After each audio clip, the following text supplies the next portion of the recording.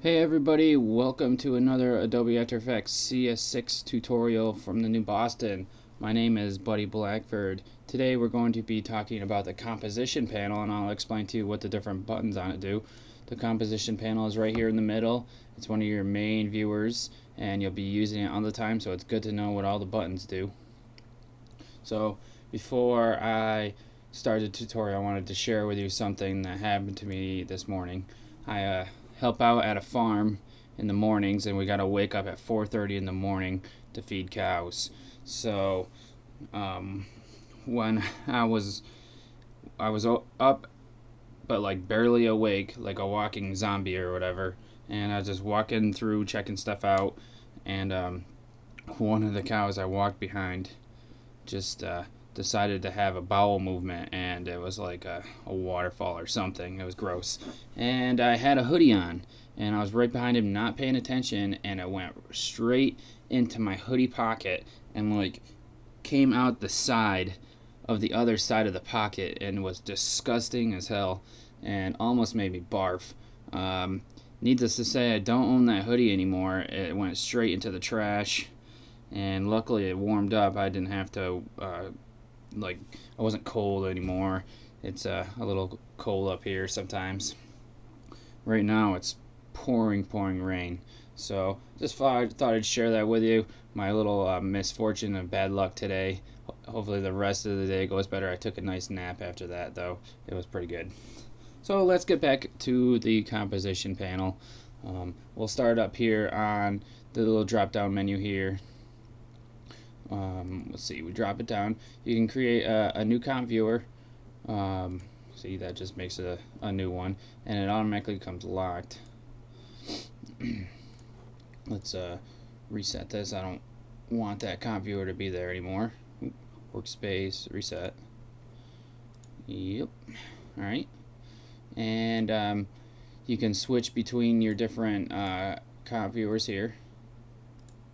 They just go through the comps that you already have in your project panel. You can lock the viewer. That it doesn't mean you can't move it around. All that means is that when you open up a new one, it's going to open it up in a new window. So I could have just clicked X last time to get rid of it instead of resetting my workspace.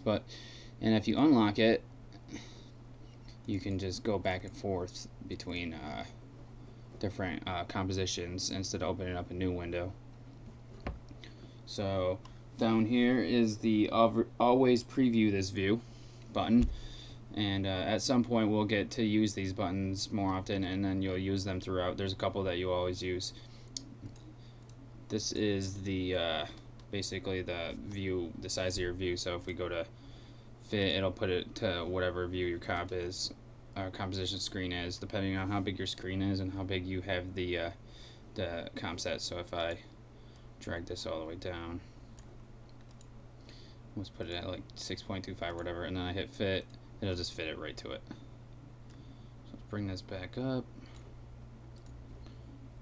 It's going to fit, and then it just automatically sizes it when you have it on there. This button here brings up your grids and stuff. So you get the title and action safe, and if you don't know what that is, the title safe for television is here, and any words that you put down, like anything, like if you're making scrolling text for credits or something like that, you must keep them inside these. This is the action safe, where any video footage this is where it's going to end, and this is the invisible area on the end here. You can also bring up a grid, and then other kind of grids too. You got your rulers. You can it's kind of like the Photoshop rulers and stuff, and most of the time you'll just keep all those off. And now the next one here is the toggle mask and shape path visibility. We have here the current time down here in your timeline. So if I move this, it's going to change. Let's go back to where we were. And then the next one is the take the snapshot button. So say your client wants you to see what you have done you can take a snapshot, and or if you want to try different effects and your client wants to see them real quick to see how it looks, like if you're color correcting, then you can take a snapshot real quick. This is the show snapshot button. The next one is the show channel and color management button, as you can see here. So you can check out your alpha. This has no alpha. I'll explain what an alpha is at a later date. This is your resolution. Cut it in half and or to a third or something. Sometimes if you have a lot of effects going on, it bogs down your computer, so you can cut the resolution in half and you'll be able to render more, and your computer won't go so slow when you're trying to scrub through the timeline and everything. This is called the region of interest button.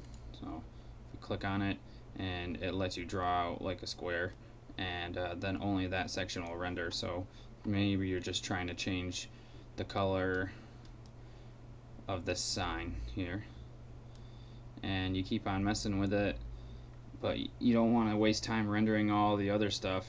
You just want to see what the sign looks like every time. You use the region of interest button. Click on it again to take it off. This is the toggle transparency, and what that does, it won't work if you have all footage around. If the whole thing is covered, it won't work. So let me take off the visibility of this footage real quick, and I can click on the toggle visibility, and then you can see what is going to be transparent, or what nothing is there. So let's put this back on. This is the camera, 3D camera views. So you can control your cameras when you're in a 3D view. I don't have anything 3D on right now, and so at some point we'll use that because After Effects uses tons of 3D space. The next one is select layouts, and you can change how you look at different things. So like maybe one view can be from the left, one view can be from the right, and then that way you can see different sides at the same time. It's useful for working in 3D space. This button here is the toggle pixel aspect ratio correction. The next button here is the fast previews menu. So it brings up a small menu here. Also good for 3D stuff. This is the bring timeline forward button. This here is the comp flowchart button, and these two buttons here are for exposure. So this one resets and this one adjusts exposure.